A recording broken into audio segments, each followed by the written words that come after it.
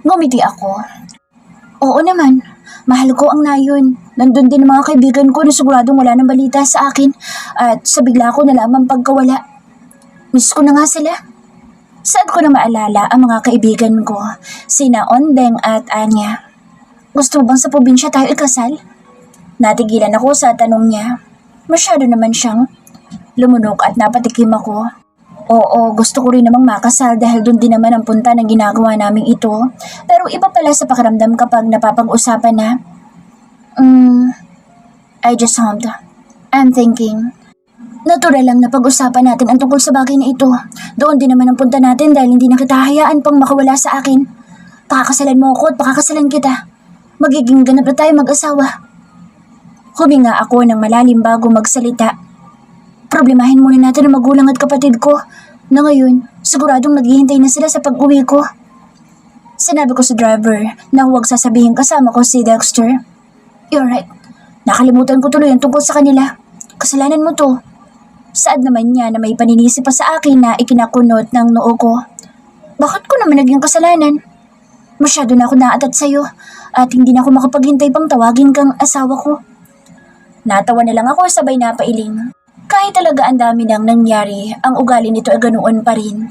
Gusto parati santong paspasan. Hindi uso sa kanya ang babagal-bagal. Ngunit gayon pa man ay hindi ko na namalayan sa sarili ko na isa pala iyon sa mga katangiang nagustuhan ko sa kanya. Ang pagiging mapusok niya ay sadya nga rin namang kaibig-ibig. Hindi ko alam kung bakit isa iyon sa naging tingin kong nagustuhan ko sa kanya. O baka simula una pa lang ay talagang gusto ko na siya. Sadyang itinatanggi ko lang noon dahil masyadong magulong aking isipan noon at hindi pinagtutuunan ng tawag ng aking nararamdaman sa kagustuhan ko makaiwas sa tukso ng damdamin. Ngunit ngayon handa na ako magpatukso sa ikaliligaya namin pareho. Handa na akong kasamahin siya, manatili sa tabi niya para pagbigyan ang gustong madama ng aming mga puso. Tumigil ang sasakyan sa tapat ng aming mansyon at ito na, parang tinatambol ang dibdib ko sa kaba. Nanlalamig, namamawi sa mga palad ko at huminga muna ako ng malalim para kahit papaano maibsan ang aking kaba. Let's go! Yakag na ni Dexter sa loob. Pahingi naman ng lakas ng loob. Buti ka pa parang hindi ka man lang kinakabahan. Saad ko nang mapansin kong wala man lang siyang kakaba-kaba sa katawan. Lakas ng loob ang hinihingi ko pero halik ang binigay niya sa akin. Siniil niya ako ng halik na mariin kong ikinapikit. Tumagal na ilang segundo bago niya nilubayan ang labi ko. Okay na? O kulang pa? Tanong niya. Namula ako. Halika na nga. Yakag ko na sa kanya. Ikinatawa niya lang. Nauna na akong bumaba ng sakyan niya kasunod siya. Pagtingin ko sa bukanan ng pinto ng mansyon ay nakatayo na silang tatlo at nag-aabang sa akin. Si Mama na mataray ang tingin iginagawad sa akin. Sa amin ni Dexter na nasa tabi ko at si Kiha naman na seryoso lang ang mukha habang nakahalugip-kip at si Papa naman na prenteng nakapamulsa lang. Lumapit kami sa kanila. Mama, nag-aalangan ko ang tawag dito pero tinalikuran niya lang ako at pumasok na siya sa loob. Ang nagagawa nga naman ng pag-ibig. Si Kihan na napailing lang at pumasok na rin sa loob kasunod ni Mama. Si Papa naman ay subay niya sa amin na doon kami sa loob mag-usap-usap lahat. Dumako ang tingin ko kay Dexter sabay hawak niya sa kamay ko. We can do this. Pagpapalakas niya ng loob ko na ikinatango ko na lang at pumasok na nga kami sa loob. Sinundan na lang namin sila sa may living room at naalala ko ang paghalik sa akin ni Dexter sa sasakyan bago kami bumaba. Mabuti na lang talaga tinted ang salamin ng bintana, kung hindi, kita pala nila kami kung nagkataon. Sit! Utos sa amin ni Papa. Naupo na kami ni Dexter sa mahabang sofa. Karap sina Papa at Mama na nakaupo rin sa mahabang sofa. Katapat namin, habang si Kiha naman nakadakwatrong nakaupo sa pangsolohang sofa habang nakahilig ang kanyang gilid ng ulo sa kanyang palad at ang siko nito ay nasa armrest ng sofa at nakatingin lang sa amin ni Dexter. Pumarito ka pa talaga? Si Mama na may pagkasarkastiko ang tono. Hanga rin talaga ako sa tindi ng kapal na mukha mo, iho. Honey, saway ni Papa sa kanya. Huminga ako ng malalim at hinawakan ko ang kamay ni Dexter sa harapan nila na ikinasinghap ni Mama dahil sa pagkabigla. What is the meaning of this, Jihan? Mama asked at pinaningkitan niya ako ng mata at nagawa kong rektang salubungin ng mga tingin niya. Mama, Bumaling naman ako kay Papa na mukhang alam na agad ang ibig sabihin nito. Papa, kami po ni Dexter. Gusto namin na ipagpatuloy ang relasyon naming naudlot noon. Kita ko kung gaanong nasa po ni Mama ang noo at dibdib niya dahil para siyang nahilo at biglang hindi makahinga. Nagpakawala lang na isang malakas na buga ng hangin si Papa bago nagsalita. Seryoso ka na ba talaga sa anak ko? Tanong niya kay Dexter. Diretsong tumingin si Dexter kay Papa. Kahit noon pa man, sir. Seryoso na ako sa anak niyo noong unang beses ko pa lang siyang makita. Wala kayong dapat na ikaduda sa nararamdaman ko para sa anak niyo. Tunay po ang pakay ko. Tapat niyang sagot. Bumalik naman sa akin si Papa. At ikaw naman, Jihan.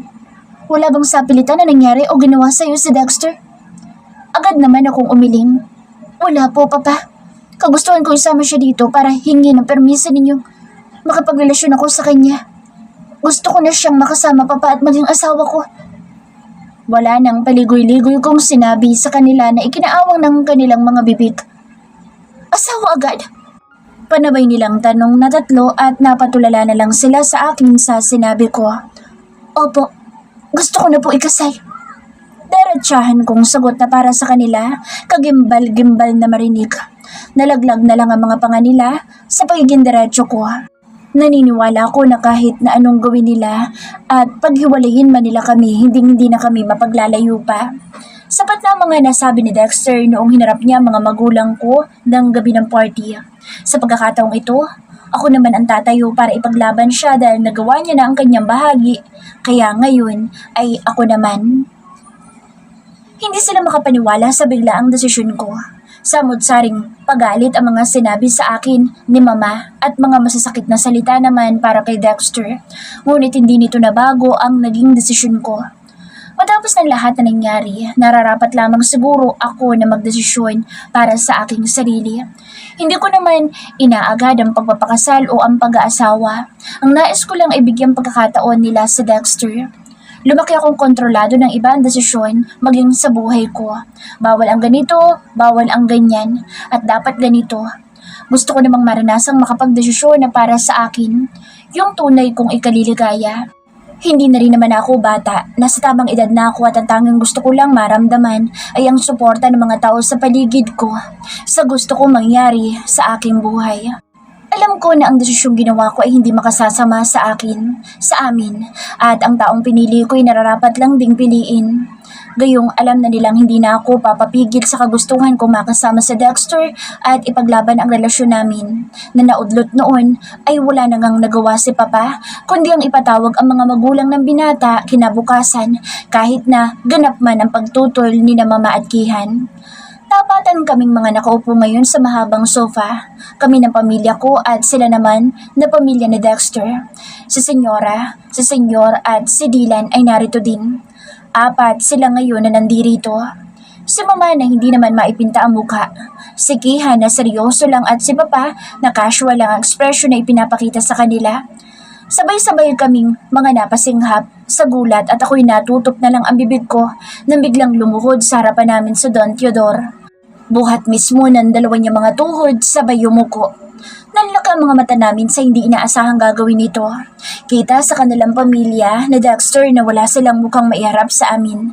Dala ang kahihiyang ginawa ni Daniel sa akin. Senyor, hindi niyo po iyan kailangan gawin. Hindi iya. Let me. Saad ng Don dahilan para matigilan ako at napatulala na lang.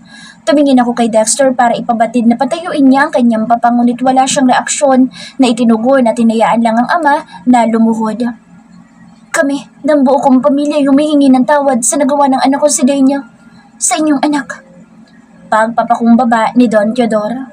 Nasa sahig ang tingin niya at ang dalawang palad, tuwid na nakalapad sa magkabilang hita. Walang nagsalita sa amin kaya nagpatuloy siya. Naiintindihan namin na naging galit niyo at buong puso namin tinanggap dahil kami ang nagkamali. Anak ko ang nagkamali kaya tinanggap namin ang naging pagganti ninyo sa aming buong pamilya. Baka sa kanya, ang pinipigilan lang niyang wag na pumiyok. Ang makitang lumuluhod ngayon ng isang matandang santilyan, naghahatid habag para sa akin. Katulad ni Dexter, inaako at inaamin din niya ang pagkakamali ng isang miyembro ng pamilya. Hindi ako isang perpektong tao. Minsan ko na rin kinonsinti ang mga naging kamalian ng mga anak ko. Naging konsentidor akong ama pero ang panganay ko, naiiba siya sa akin. Pinakita niya ang pagiging makatao na ni minsan hindi ko nagawa sa tanang buhay ko. His lips turned into a thin line. Baka sa kanya na nagpipigil siya ng luha. Kaya sana huwag madamay ang anak kong panganay sa naging galit niyo sa akin noon. Sa galit niyo sa anak kong sa Daniel dahil siya niiiba. My eldest son is a real man. Tunay ang intensyon niya sa inyong bunsong anak at hindi siya nararapat kagalitan o kamuhian. Nasapuko ang dibdib ko habang nakikinig lang sa sinasabi ni Don Theodore at kita sa kanya labis niyang sansaridad na hindi dapat idamay si Dexter sa galit ng mga magulang ko dahil wala itong ginawang masama. Nababasa ko rin sa kanya na ang nais nila ngayon ay ang kaligayahan ni Dexter. Hindi kaya sinasabi mo lang iyan dahil sukol ka na, Theodore? Nakamunti ka na kayong lumubog? Si Mama. Isa din iyan sa dahilan, Sorella. Hindi ko para itanggi pero makitang anak ko ang siya noong naghihirap para lang maisalba ang pamilya. Ang siyang nagpagising sa akin. Natigilan naman si Mama at nagpatuloy sa pagsasalita si Don Theodore na kasalukuyan pa rin nakaluhod. My son, Dexter, did what he thinks was right para sa lahat. He almost forgot himself just to do all the work na kailan may hindi ko naisip gawin noon dahil makasarili akong tao. Wala akong malasakit sa iba. Hindi kagaya ng anak ko. He's a good man and doesn't deserve to be hated. Huminga ng malalim si Papa. I understand what you're saying, Theodore. Tumayo ka na dyan. Hindi na rin niya makayanan pang makita na nakaluhod dito sa harapan namin. Kulang pa ang pagluhod ko sa nagawang kasalanan ng anak kong si Dane. Tumayo na po kayo. Putol ko sa kanya kaya ngayon ay nasa akin ang atensyon nila. Hindi po ako nagtanim ng labis na galit sa puso ko at bukas po ako sa pagpapatawad sa mga nakagawa sa akin ng kasalanan at kamalian. Gayong alam kong kasalukuyang pinagsisisihan at pinagbabayaran na ito ng taong nakagawa sa akin. Ngumiti ako. Doon na nga nanubig ang mga mata ni Don Theodore dahil sa pagkahabag. Iha. Halos pabulong niyang tawag sa akin. Tumayo ako para tulungan siyang makatayo. Tayo na po kayo. Siguradong masakit ang mga tuhod niyo. Inalalayan ko siya hanggang ganap na makatayo. Napatitig na lang siya sa akin na parang nakakagulat ang inaasta ko ngayon sa harapan nila. Bakit kay buti-buti mo pa rin? Hindi ba dapat sa lahat ng naririto ikaw ang matindi ang galit sa amin? Tanong niya na tila ayaw niyang maniwala na kaya kong magpatawad. Muli akong ngumiti. Ang mga humihingi po ng tawad ay siyang patatawarin. Kayo po'y nagpakumbaba kaya nararapat lang din na kayo'y patawarin. Saad ko na lalo niyang ikinaluha. Minsan na rin po ako nagalit ngunit hindi po ako nagtanim. Hindi ko po binuhay ang sarili ko sa galit dahil hindi po yun nakakaganda ng buhay. Pabibigatin lang nito ang bawat araw natin at kung mabubuhay tayo sa pagkapuot. Kita ang pagguhit ng konsensya sa mukha ng Don at nandoon din ang pagsisisi niya sa mga nasabi niya noong panahong nagalit siya. Hindi ko man tingnan sina Mama at Kayhan, alam kong naapektuhan sila sa mga sinabi ko patungkol sa pagpapatawad sa mga taong nagawan kami ng mga kamalian at kasalanan. Ang sinabi ko ay para sa lahat, hindi lang sa pamilya na Dexter kundi para din sa pamilya ko na hanggang ngayon alam kong napupuot pa rin. Nais ko din silang maliwanagan din na mali ang konsintihin ng negatibo nilang mga nararamdaman. Patawarin mo ako, Iha. Yun na lang ang nasabi niya sa akin sabay yumuko at taas baba ang balikat dahil sa biglang pag-iyak. Kaya ipinagpatong ko ang dalawa niyang kamay sa kamay ko. You're forgiven po. Sino po ba ako para hindi kayo patawarin? Kayong humihingi kayo ng tawad, ay pinapatawad ko na kayo at ang buo niyo pong pamilya. Saad ko, sabay yakap ko sa kanya. Alam kong may mga hindi magandang nasabi sa akin si Don Theodore. Kahit naman noon pa hindi ito gaanong nakikipag-usap at may kasungitan. At si Doña Mercedes lamang ang mabait sa akin na ngayon umiiyak na lang at walang salitang namumutawi kundi paghikbi. Nahagip naman ang tingin ko ang sanang pagpigil sa akin ni Mama sa pagyakap kay Don Theodore. Nang makita kong sikihan na mismo ang pumigil sa kanya at batid dito ngayaan na ako. Nakaramdam naman ako bigla ng tuwa kaya mas napangiti ako. Humawalay ako ng yakap dito at tumako naman kay Dexter na tumangulang sa akin at ginawaran ako ng magaang ngiti. At kay Dylan na alam kong nahihiya pa rin ay nagawa naman akong ngitian nang makita niyang sa kanya naman ako nakatingin. Huling dumako ako kay Senyora na sa puan dibdib. Lumapit ako dito at inalalayan siyang tumayo, sabay niyakap niya ako ng mahigpit. "We're really sorry, Iya. Mapatawad mo pa sana ang anak naming si Daniel sa nagawa niya sa'yo. Patawad, anak. Patawad." Puno siya ng pagsusumamo habang naluha, kaya nahagod ko ang likod niya. "Tama na po sa pag-iyak, baka makasama sa inyo." Malumanay kong pananaway sa kanya dahil may edad na rin ito at hindi na tamang umiyak ito ng ganito. "Labis na ang pagsisisi ng anak ko sa kulungan. He wanted to talk to you kung may pagkakataon para personal siyang makahingi ng tawad sa iyo sa mga nagawa niya." Natigilan naman ako. Kaya ko na bang harapin si Daniel? Kaya ko na kaya? Huminga ako ng malalim at gumiti. Mangyayari po yan kapag handa na akong harapin siya. Pero sa ngayon hindi po muna siguro. Tapad kong sinabi na ikinatango niya. Batid na naiintindihan ako. Hinarap ko ang mga magulang at kapatid.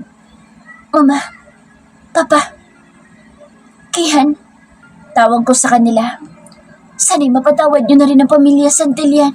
Gayong nandito sila at lubos na nagpapakumbaba kaya sana po'y bigyang pagkakataon niyo rin sila." Nahigit ni Mama ang kanyang paghinga.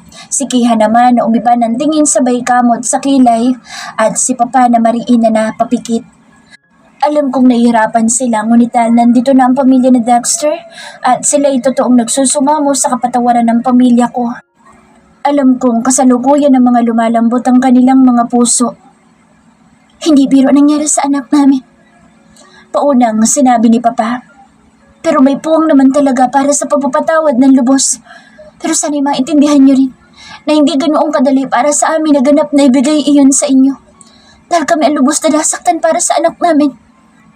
Walang nagsalita, tinayaan lang namin magpatuloy si Papa sa mga gusto niyang sabihin sa pamilya ni Dexter. Pero hindi rin naman ibig sabihin na yahad lang kami sa kaligayahan ni Gian. Kasiyahan niya ang pinakamahalaga sa amin. O sino mahal niya, kailangan namin tanggapin at respetuhin din.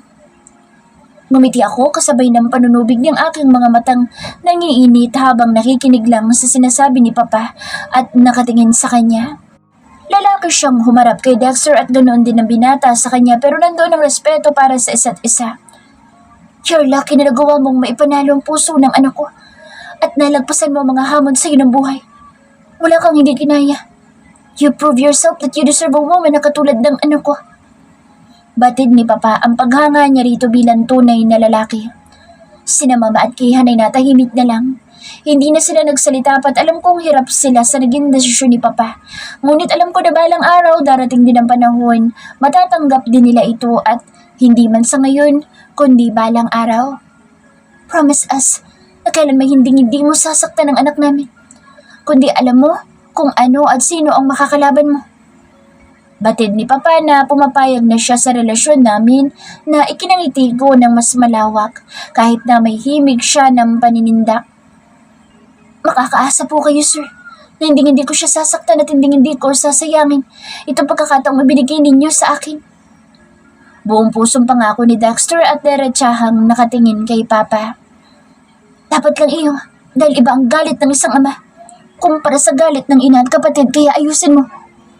Tinapik niya sa Dexter sa balikat. Papa naman, tinatakot niyo. Bahagyang natawa sila maliban kina Mama at Kihan.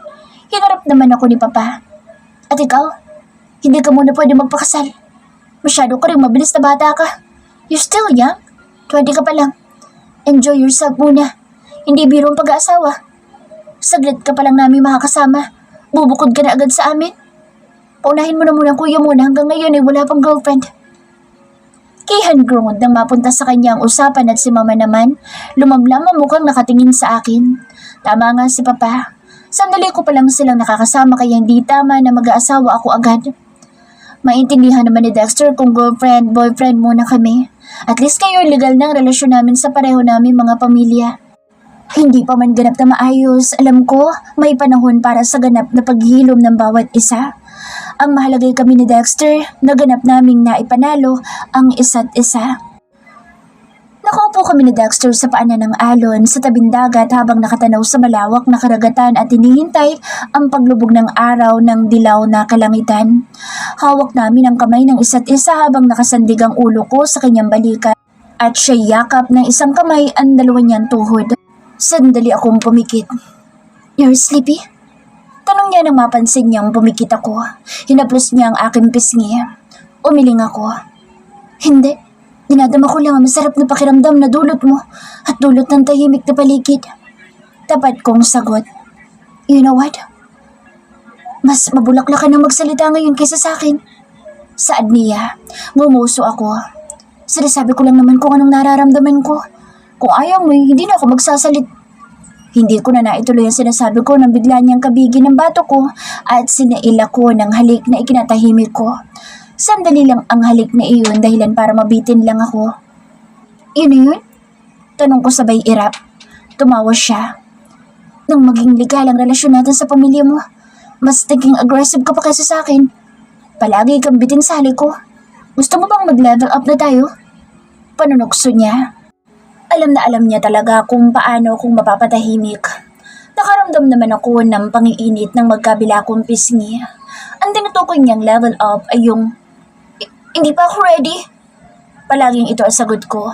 Hindi naman sa hindi pa ako ready, kaya lang iniisip ko kung gaano yung kasakit at makakaya ko kaya siyang tanggapin ng buo.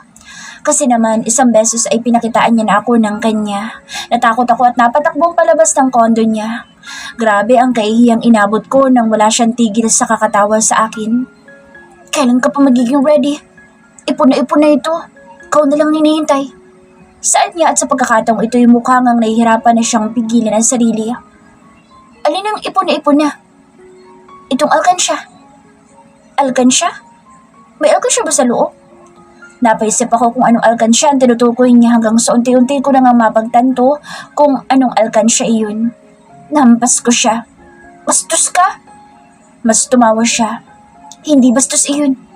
Pag kinasal na tayo at naging asawa na kita, ay magiging normal na usapan na lang iyon sa atin. Masasanay ka rin."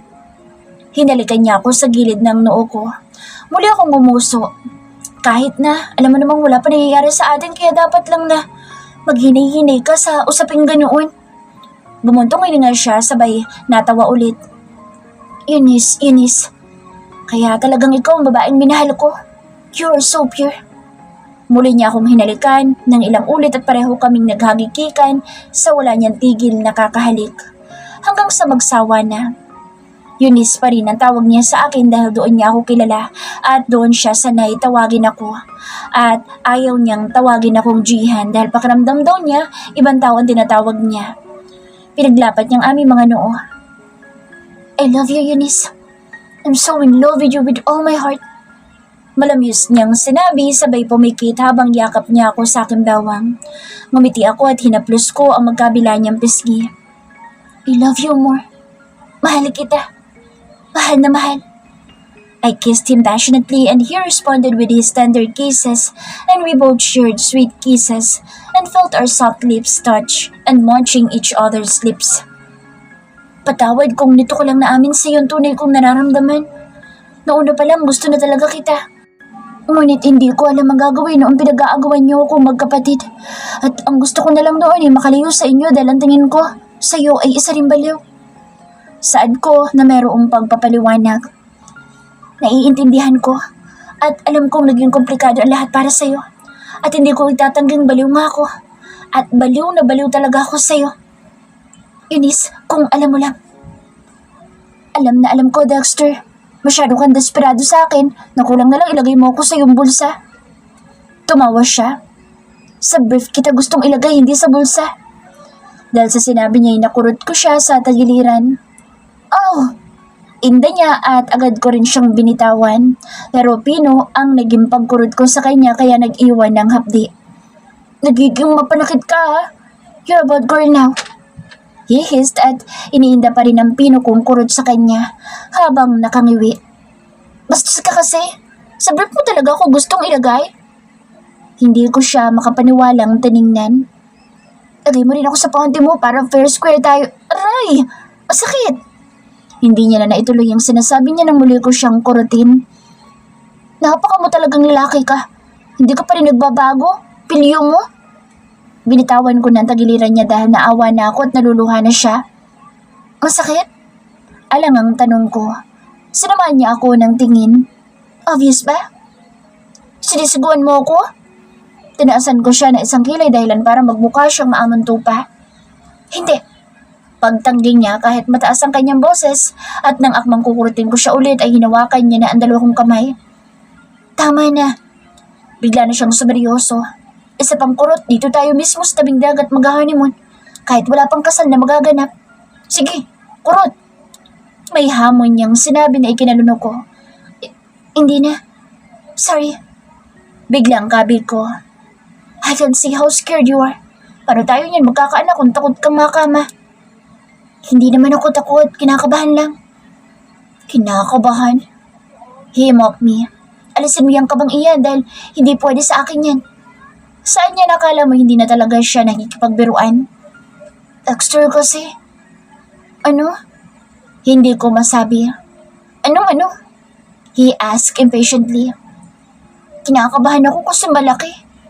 Hindi ko na napigil ang isang bulat na ikinatula niya at unti-unti ay bigla siyang humagalpak ng tawa. Oh my baby, he said between his lips, and there are tears forming in the corner of his eyes because of too much laughter. Tinatawanan mo ako? Seryoso ako? Inis kong pananaway sa kanya dahil napapahiya na ako. Ang lola ko'y may lahing Arabic at si lolo naman ay half American. Kaya naman may lahi talaga kami ng pagka-Hungarian sausage. Kaya pasensya ka na. Pero sana'y kayanin mo yun, Nis. Dahil hindi talaga ako mangingimi sa'yo. Dexter! Sabay ko sa kanya sa pagiging bukas niya sa mga ganoong usapin. Doon ako nahihiya. Alam mo sa totoo lang, inip na akong pakasalan ka. Hindi ko alam kung ano pa bang hinihintay nila o kung ano pang kulang. Bigla na siyang naging totoong seryoso. Wala nang bahid ng pagbibiro. Alam mo naman kung bakit si mama ay ayaw pa akong humawalay sa kanila. Higit dekada ang hinintay nila mahanap lamang ako. Tapos bigla-bigla pakakasal na ako at mag-aasawa. Parang hindi nga naman yun patas sa kanila. Di bali na kung talagang lumaki ako sa kanila. Naiintindihan ko naman pero pwede kayang maunang honeymoon, Ines? Hindi na ako makapaghintay. Baka kung hihintayin pa natin makasal tayo, dekada rin ang hihintayin ko. Buntisin muna kita para wala na silang magagawa at mapilitan na silang aprobahan ng kasal nating dalawa.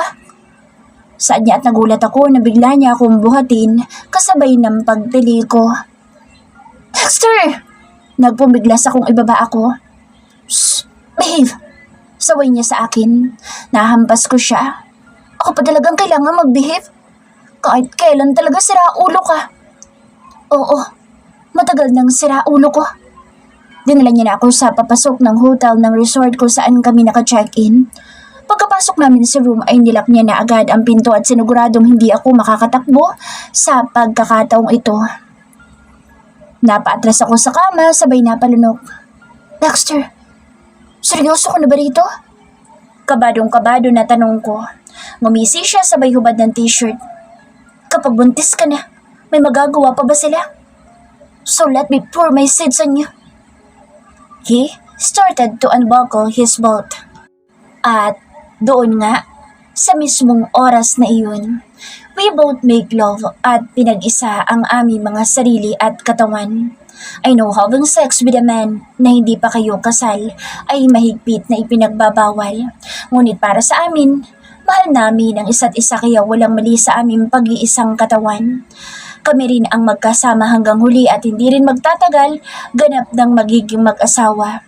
Sigurado na ako sa kanya at alam ko sa aking sarili na wala akong pagsisisihan na siya ang lalaking aking pinili.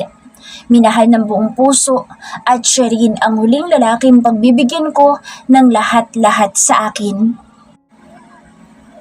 Third person's POV. Labis ang saya ni Jihan at Dexter sa sinabi ni Sorella na pumapayag na ito na magpakasal sila sa lalong madaling panahon. Natawa lang si Kahin.